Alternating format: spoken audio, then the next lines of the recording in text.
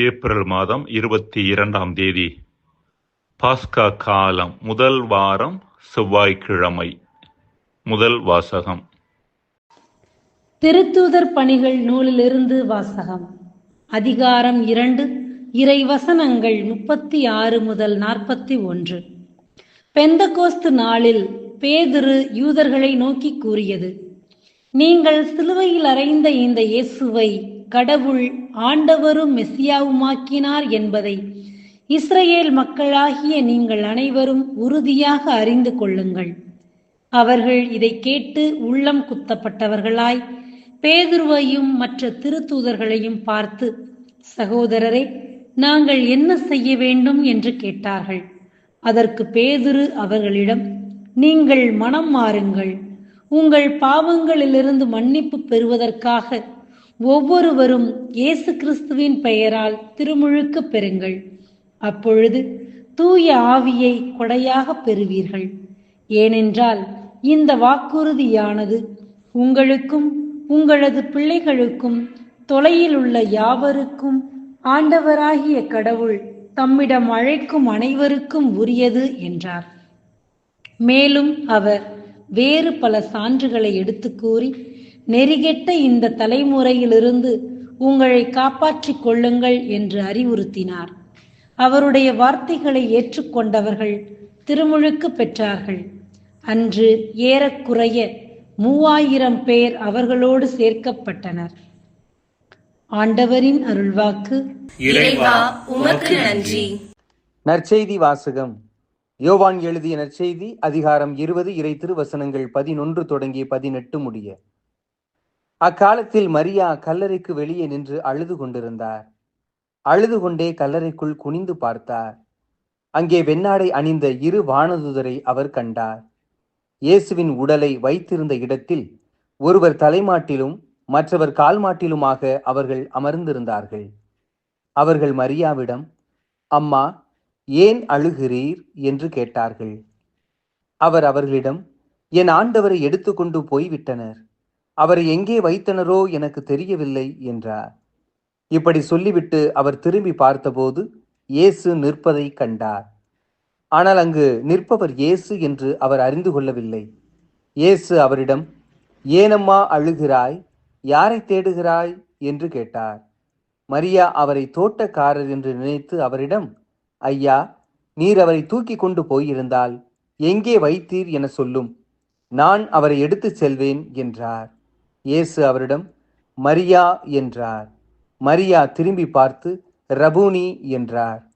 இந்த எபிரேய சொல்லுக்கு போதகரே என்பது பொருள்.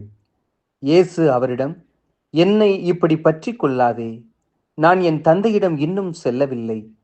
நீ என் சகோதரர்களிடம் சென்று அவர்களிடம், என் தந்தையும் உங்கள் தந்தையும் என் கடவுளும் உங்கள் கடவுளுமானவரிடம் செல்லவிருக்கிறேன் என சொல் என்றார். மகதலா மரியா சீடரிடம் சென்று, நான் ஆண்டவரை கண்டேன் என்றார். தம்மிடம் இயேசு கூறியவற்றையும் அவர்களிடம் சொன்னார். ஆண்டவரின் அருள் வாக்கு.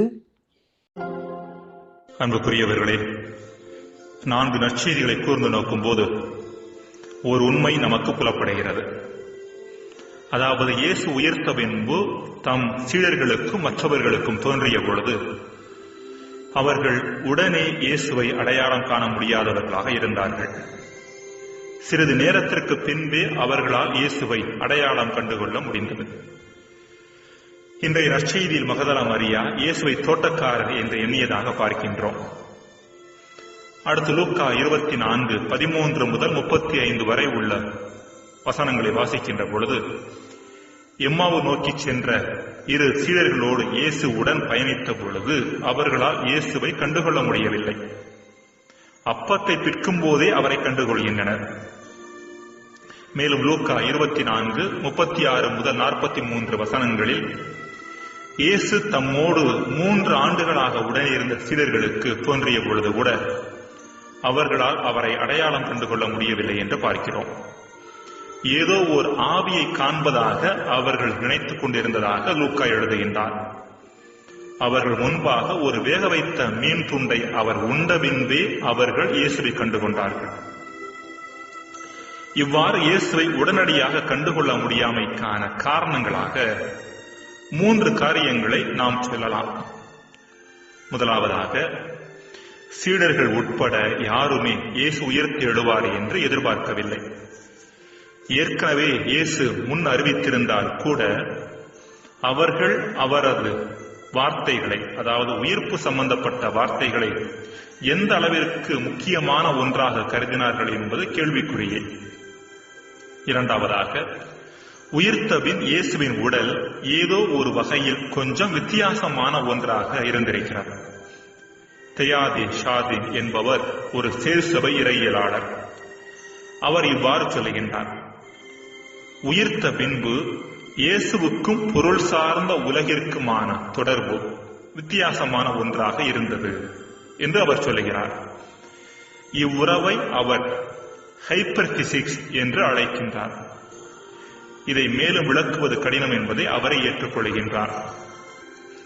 மூன்றாவது காரணம், உயிர்த்த ஆண்டவரை கண்டுகொள்ளுகின்ற அளவிற்கு அவரது சீடர்களும் மற்றவர்களும் தயார் நிலையில் இல்லாமல் இருந்தது. எனவேதான் உடனடியாக அவர்களால் இயேசுவை கண்டுகொள்ள முடியவில்லை.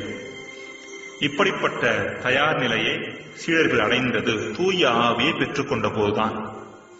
அதற்கு பின்புதான் உயிர்த்த இயேசுவின் பிரசன்னம் தங்களோடு இருக்கிறது என்பதை பேதுருவும் மற்றவர்களும் உணர்ந்து கொண்டார்கள். அந்த உயிர்த்த இயேசுவை அவர்கள் மன தைரியத்தோடு எல்லா இடங்களிலும் போதித்தார்கள். அன்புக்குரியவர்களே, அன்று மட்டுமல்ல, இன்றும் உயிர்த்த இயேசுவின் பிரசன்னம் எல்லா இடங்களிலும் இருந்து கொண்டேதான் இருக்கின்றது. நம்மை தயார் நிலையில் வைத்துக் கொள்ளும் போது நிச்சயமாக அந்த பிரசன்னத்தை நம்மால் உணர முடியும். இன்றைய முதல் வாசகத்தில் பாவங்களுக்கு மன்னிப்பு பெறுவதை பற்றி பேதுரு எடுத்துரைக்கின்றார். பாவ மன்னிப்பு என்பதும் அதை தொடர்ந்து தூய ஆவியை பெற்றுக்கொள்வதும் இறைவனை கண்டுகொள்வதற்காக நம்மை தயார் நிலையில் வைத்துக் கொள்ள உதவுகின்றது.